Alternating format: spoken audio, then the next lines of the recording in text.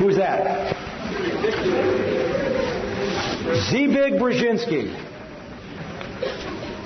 Zbigniew Brzezingski was counselor for strategic and international studies, professor of American foreign policy at Johns Hopkins, national security advisor to President Jimmy Carter, trustee and founder of the Trilateral Commission, member of the Council on Foreign Relations, international advisor to several major corporations, associate of Henry Kissinger, also worked for Ronald Reagan in intelligence capacities, co-chairman of the Bush National Security Advisory Task Force in 1988. What a guy.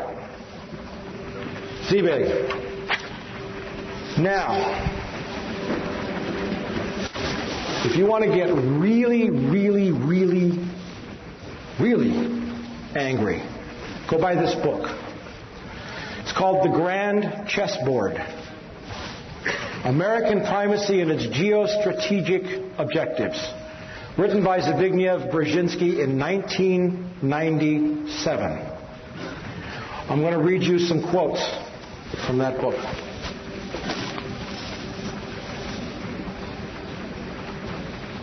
Page XII, it's the very first words in the book. The last decades of the 20th century has witnessed a tectonic shift in world affairs.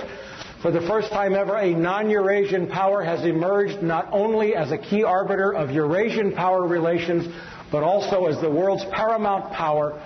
The defeat and collapse of the Soviet Union was the final step in the rapid ascendance of a Western Hemisphere power, the United States as the sole and indeed the first truly global superpower. Page XII, it's in the preface. But in the meantime, he says, it is imperative that no Eurasian challenger, Eurasia is everything in between roughly east of Germany all the way to the Pacific Ocean, south through the Indian subcontinent, and includes the Middle East. It's imperative that no Eurasian challenger, by that he means Russia or China, emerges capable of dominating Eurasia and thus of also challenging America. The formulation of a comprehensive and integrated Eurasian geostrategy is therefore the purpose of this book, Geostrategy, Eurasia. The attitude of the American public toward the external projection of American power has been much more ambivalent. The public supported America's engagement in World War II largely because of the shock effect of the Japanese attack on Pearl Harbor. Gets worse.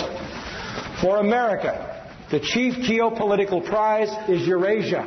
Now a non-Eurasian power, that's us, is preeminent in Eurasia, and America's global primacy, isn't that arrogant? America's global primacy is directly dependent on how long and how effectively its preponderance on the Eurasian continent is sustained. What he's saying is that if the U.S. wants to stay top dog, we have to control Eurasia. America's withdrawal from the world, or because of the sudden emergence of a successful rival, would produce massive international stability. It would prompt global anarchy. You know what he's saying there? Yeah, a little global anarchy would probably be a damn good thing right now. What he's saying there is, if we don't control the world by whatever means necessary, the world's going to be miserable. He didn't ask my opinion. Did he ask yours? Okay. In that context, how America manages Eurasia, do we manage people around the world? Is that our job?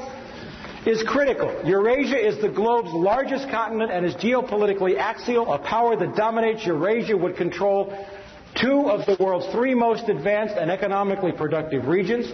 A mere glance at the map also suggests that control over Eurasia would almost automatically entail Africa's subordination,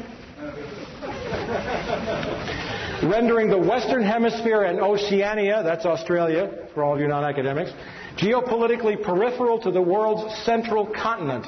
About 75% of the world's people live in Eurasia, and most of the world's physical wealth is there as well, both in its enterprises and underneath its soil.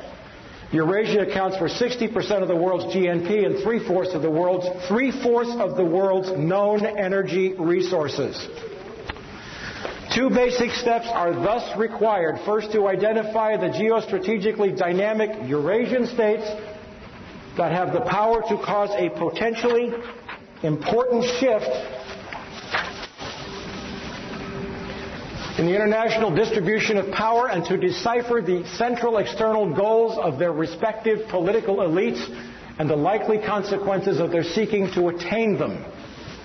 Second, to formulate specific U.S. policies to offset, co-opt, and or control the above.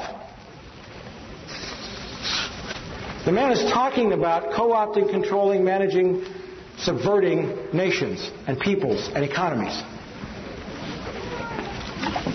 To put it in a terminology that harkens back to the more brutal age of ancient empires, the three grand imperatives of imperial geostrategy are to prevent collusion and maintain security dependence among the vassals, to keep tributaries pliant and protected, and to keep the barbarians from coming together. That's on page 40. I'm telling you, you've got to buy the book.